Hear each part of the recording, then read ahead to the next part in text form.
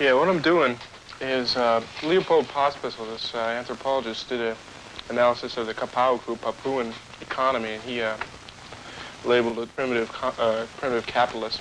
And I'm doing a Marxist critique of his analysis, and then taking Gaudelier's Marxist structuralist framework and trying to reanalyze the society with it. After that, I got another term paper to do.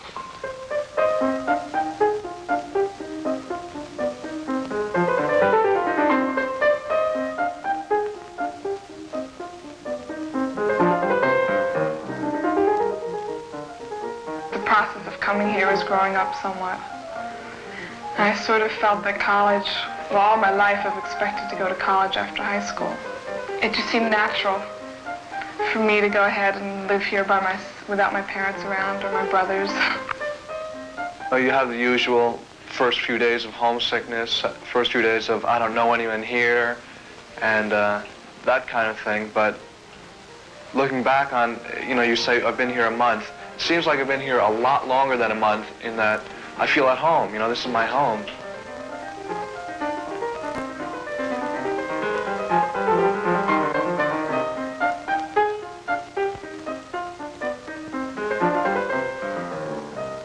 Right now I'm going to try to immerse myself into it.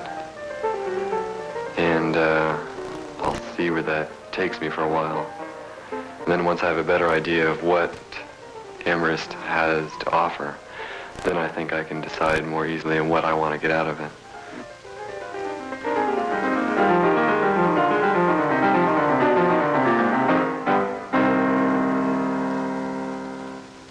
The important thing to remember in a course like Chemistry 11 is that it builds upon itself. That is, if you don't understand something that has been covered in the first week, you're going to need to understand that later on in the course. If you take and plot, for example, output as measured by grades, all right, on our exams, as a function of time, here's the first grade, here's the second grade, here's the third grade, and there's the final.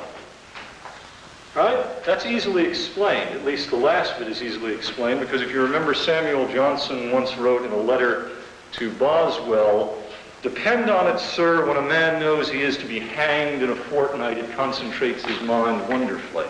Right? The important thing is you will get out of the course as much as you put into it, and you'll get out of the course as much as you are aggressive in your pursuit of having questions answered. Now, a lot of you are looking around at each other and are going to say at the first section meeting when somebody says, or in this lecture when somebody says something that is absolutely unclear, because of the inarticulateness of the lecturer, because of God knows what reason, you're going to say, I'm not going to ask a question. They're all going to think I'm dumb.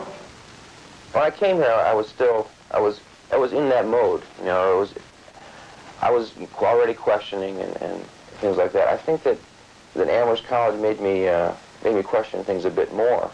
I'm not necessarily sure that that's due to the nature of the curriculum as much as it is due to the nature of the people who are here, because there are people here that really do question things, and there are people here who go through 4 years without doing anything, other than just they come here with the idea of becoming a doctor or becoming a lawyer, or as 30% of the freshman class wanted to be, they'd like to become judges. There was a poll on that. I think it's kind of crazy, but they come through, and that's all they want to do. I think probably a lot of it has to do with my upbringing, the fact that I've been raised to believe that a well-rounded person, a person who shuts any door at all, is shutting themselves off from education or experience. And that's why I don't want to make any commitment, because it would be a great personal loss to me if I didn't act as well as paint, as well as take, French or something, or math. It's got to be everything.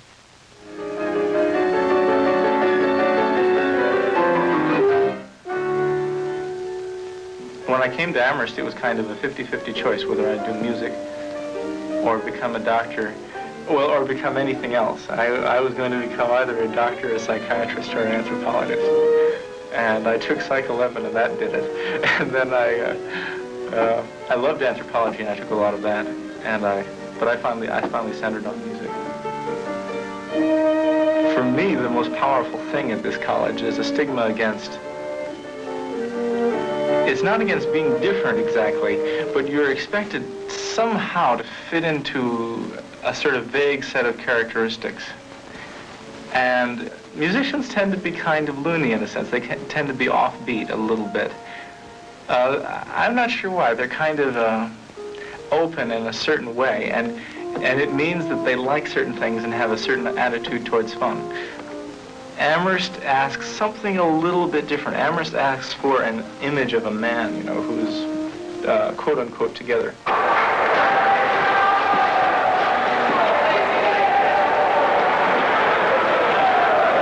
right, I think we can, and if we all go out there and play, give our individual best, I know we can.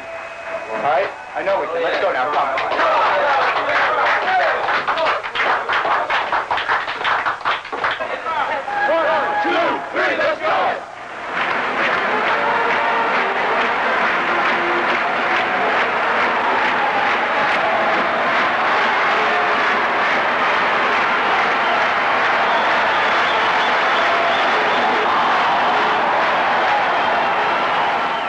Well, I hope to be drafted in either the football or baseball draft this spring, perhaps both, I'm not sure.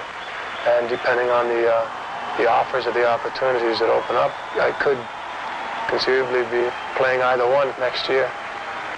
I think for a lot of people who play sports, it's a type of a dream. It's something that you hope maybe you'll get the chance. I by no means decided that was going to be my future when I came here.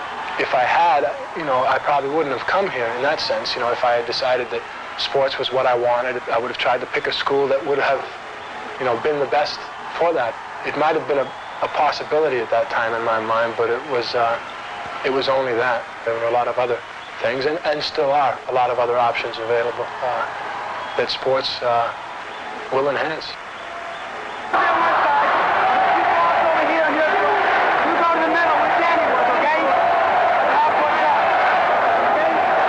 Freddie Scott, for instance, is playing with the Colts, and he's attending med school in the off season.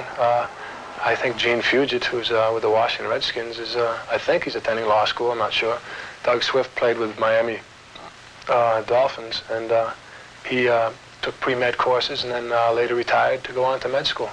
Sports, to me, would be just a heck of a way to spend some years, the young years of my life when I'm able to participate in something like this. And I don't look upon it as my life, as a lifelong career, but really as an enjoyable way of spending some years, and also as in part a vehicle, for helping me in what I want to do after, whether it be grad school, whether it be a business, whether it be anything really. It really won't hurt in that sense, and it'll be an awful lot of fun at the same time. The goal, rather than the goal being to think hard about something and find out how that fits in your scheme of things. And if it doesn't fit in your scheme of things, confronting that problem and reworking what you've learned in the classroom. Instead, the goal seems to be just to sort of gather all these talents, be socially poised, a little athletic or a lot athletic, depending. Know a little bit about this, a little bit about that, and that's the success. I was going to be a doctor since I was about 4 years old, and old Dr. Abe, who's now, God knows, 80 years old, was holding me on his lap and giving me a shot. And I was so pissed off, because I just hated needles. But I liked Dr. Abe, so I wanted to be a doctor. Unfortunately, it took me about 2 years to figure I did not know what I wanted to do at college. And I kind of consider that I missed 2 years of college life in doing that. And I think that's a problem with a lot of people. They come here knowing what they want to do when they get out, and they don't know what they want to do at college. I do look at what other people are getting. I have friends of mine who are getting A's and A minuses, who will spend from 5:30 every day after pre-med dinner till 11 o'clock or 11:30 in the psych library. I can't do that. But it doesn't particularly concern me, because I figure I do well because I want to do well and because I want to get into med school. I mean, what other people do is of no particular concern to me, because it's not going to have any bearing as to whether I get into med school or not. Amherst is nice that way, unlike a lot of other schools, because 70, 80, I think 85% of the pre-med students here will get into med school anyway. So, you know, you're not fighting against your fellow classmates. You're fighting against yourself. And I mean, that's the way it should be. Although, when you look around at the people who are getting A's and A minuses in Orgo and Biochem, and you think, well, in 6 years I may end up going to them as a doctor, it's scary. I mean, there's some people that just have no conception of what it is to be human. I mean, it's almost that bad. The personality type is one which does not know how to talk to people and get along with a fairly broad spectrum of people. And you've got to look at it as a function of how much work people are doing. They have too much goddamn work to sit around and talk. The person in the classroom is really separated from the private person. You have sort of, you know, a classroom about a particular subject, a group of particular students go in there, and they are, for that 50 minutes or hour and a half, economics students. And that has nothing to do, for most people, with what they are outside that classroom. It's just from class to class. I mean, a real drastic shift between intellectual activity and personal experience and social experience. It seemed like when I first came here that the freshman women and men were, you know, pretty close. They were all enthusiastic about beginning school, and everyone was out trying to make friends. And then as time progressed, it seemed like the attitudes of the older men at the college kind of filtered down to the freshmen, and you no longer like saw them as much. But then it seemed to go away because it was maybe easier to have a casual relationship with a woman who wasn't as nearby, because you wouldn't have the time being a student to, you know, see her every evening or anything like that. I heard one man, I guess, speak he was I guess a junior or something, which really amazed me. He said that, like, trying to rationalize why it was better to have, to have a girlfriend or whatever who went to another school, because you didn't have to see them at breakfast in the morning. Like, it was, you have a nice evening and all, but then you don't have to see them at breakfast on, at Monday morning or something. Of course, you always see all various women from other places on, Sunday brunches. The guys feel very proud of themselves, it seems, as they sneak in this woman.